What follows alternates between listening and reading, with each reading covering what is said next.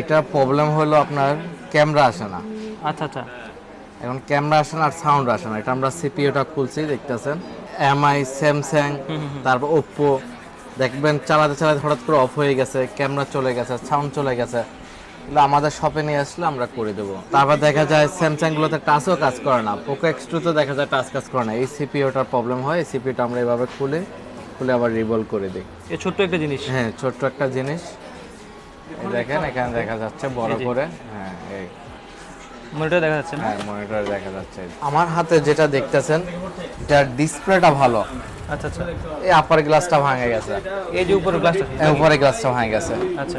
এটা আমরা মেশিন দিয়ে করে থাকি, তবে জিনিসটা আমি এখন দেখাচ্ছি কিভাবে আমরা মেশিন দিয়ে আলাদা করি, সেপারেট করে। তারপর এটাকে টাচ গ্লাসও বলা হয়, আপার গ্লাসও বলা হয়, যে যেটা মনে করে ওটাই আমরা করে থাকি। এই দেখেন আমি এখন কাটে দেখাচ্ছি, টাচ সেপারেটের মাধ্যমে গ্লাসটা আলাদা করে বানাবো। আচ্ছা আচ্ছা আচ্ছা। মানে এটা সুতোর মাধ্যমে নাকি? হ্যাঁ, সুতোর মাধ্যমে, একদম চিকন সুতো এটা।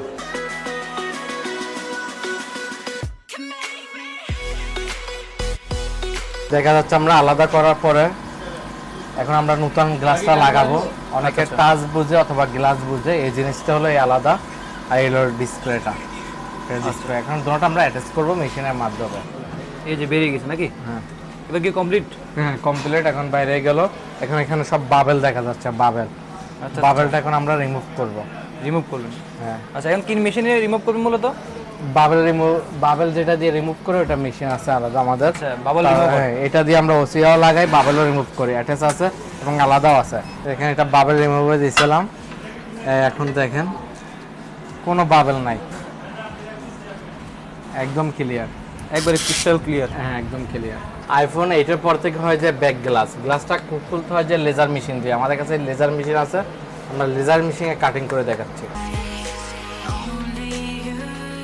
যাদের কার্ভ ডিসপ্লে গ্লাস ভাঙা যায়, আমরা ফ্রিজার মেশিন দিয়ে করে থাকি। Freezer machine? হ্যাঁ। আবার এবং হলো ফ্রিজার মেশিন দিয়ে করলে ভালো হবে না টাচ সেপারেট মেশিন দিয়ে, ওটা আপনার ফোনটা দেখার পর আমরা বলতে পারবো। কিছু ফ্রিজার মেশিনে হয়, কিছু ফ্রিজার মেশিন ছাড়া হয়। এটা আমরা এখন ফ্রিজার মেশিন দিয়ে গ্লাসটা খুলতেছি। এই দেখেন খুলে গেছে পুরোটাই। ও দেখেন, জাস্ট জোড়া খুলে গেছে। হ্যাঁ, দেখছেন গ্লাসটা খুলে গেছে। ওয়াটার রেজিস্ট্যান্ট মেশিন, যে আপনার হালকা বৃষ্টি পানি পড়লে ডুববে না। মানে এটার কোনো পানি ঢুকবে না? না, এটা কোনো পানি ঢুকবে না বলতে গেলে না, আপনার হালকা বৃষ্টি পানি পড়লো ওইরকম কোনো কিছু ঢুকবে না। এটা হচ্ছে আমাদের কেমিক্যাল। এই যে কেমিক্যাল দিয়ে দিচ্ছি আমরা। হ্যাঁ, এখানে মাপ বড় দেওয়া আছে 2.0। একটা পরিমাণ আছে নাকি? হ্যাঁ, পরিমাণ আছে, বেশি দেওয়া যাবে না।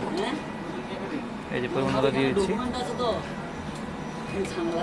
এখানে কত মিনিট লাগবে সময়? বেশিক্ষণ লাগবে না, আপনার 2-1 মিনিট।